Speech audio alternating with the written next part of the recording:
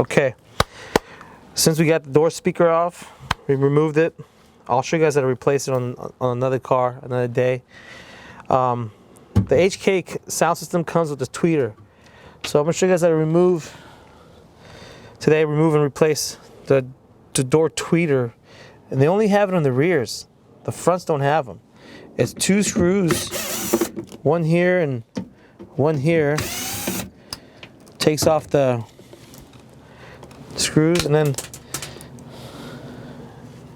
one clip right here, and they come out. This is the HK tweeter, made in Mexico.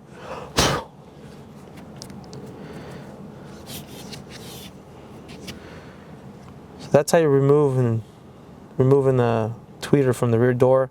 You can replace this speaker with a different one if you wanted to. Get one the same size, unscrew this, put a new speaker, and then replace it. And if you don't have the wiring, maybe you can bring some wires from the stereo. I don't know, but I'm showing you guys how to remove these and reinstall them. If you want to upgrade them, it's all you guys.